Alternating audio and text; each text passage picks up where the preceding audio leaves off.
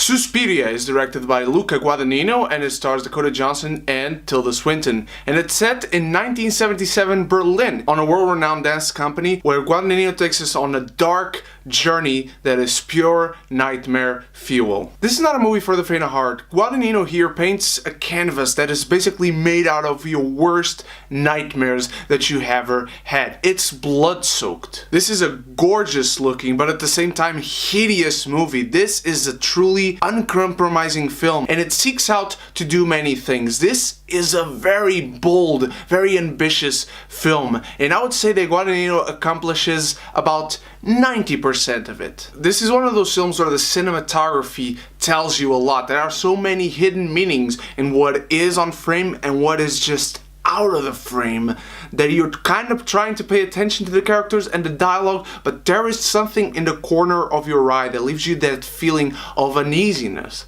throughout. It's something that comes off of pure, raw, macabre imagination that only Guadagnino could have. This is a film that asks a lot of its audience and you really have to go with it either from the beginning or you're not going to enjoy this film. This is a film that can really rub some people the wrong way, and I can see why. There are flaws with this film, to be sure, but this film just asks so much. It's admirable how much it accomplishes. Not only through what it's trying to say through its social context, but the fantasy elements to it are extremely engaging and extremely interesting, and they give a lot to this film, again with this stunning visual storytelling that Guadagnino does accomplish here. Not to mention the performances he gets out of his actresses. Tilda Swinton is phenomenal, playing a role that will surprise many people, and Dakota Johnson gives a performance that I don't think should be, but I'm sure will be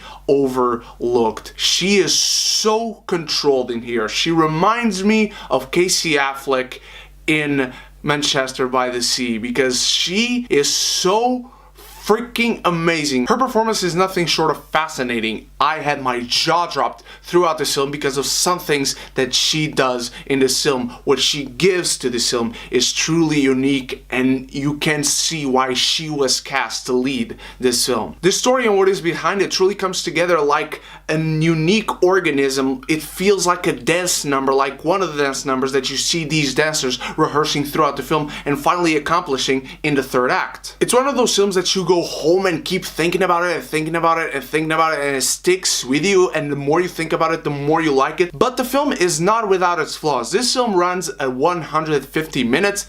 I don't think it should have been that long, and I tell you why. There's this old man, and his story just never clicked for me. I understood why he was there in regards to what he gives to certain other characters that he comes in contact with. He progressively gains more screen time and more importance and gets a story of his own, but to me it just never clicked. I wanted to see more of the other main story that we are trying to follow here. And Guadagnino's precision in this film is staggering. It's insane how much attention to detail this film has. However, there are singular moments that for some reason it decides to get a little more documentary style, like the camera is trying to catch up with someone, turning here and there, and the rest of the camera movements and the rest of the cinematography is so precise, so indicative to what he's trying to do. Those moments for a second really threw me off. Suspiria is never uninteresting. It's deliriously filming. It leaves us drunk on delusion. It's beautiful, thrilling, lurid, and Guadagnino gives you a swirl of emotions that he conjures up on his grand canvas through his passion of the messy vision he has, culminating in one of the most gory things I have ever seen. This film needs to be discussed. The detail in it, Guadagnino does a fantastic job. I'm giving Suspiria a B+. Now, what did you think of Suspiria, my beautiful geeks? Let me know in the comments below. Did you love it? Did you hate it? Are you kind of in the middle? Let me know in the comments below. And thank you so much for watching another review from LFF 2018. I have many others coming for you for the rest of this week until Sunday, and I hope to see you there. So until then, you stay beautiful, you stay geeky, and if you haven't done so yet, click the subscribe button, click the bell so you can be geeky. United!